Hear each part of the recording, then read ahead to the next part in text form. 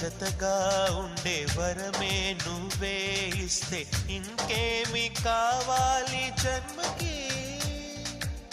మచ్చలేని చంద్రుడిని మాట రాక చూస్తున్నా, వరస కాని బంధుని చొరవ చేసి అంటున్నా, ఇంకెప్పుడు ఒంటరినని అనరాగని, నీకు సొంతం అంటే నేనేనని. కొమ్మ కొమ్మ విన్నావమ్మ కోయిల వస్తుంది, వస్తూ వస్తూ తనతో వెన్నెల వెలుగులు తెస్తుంది.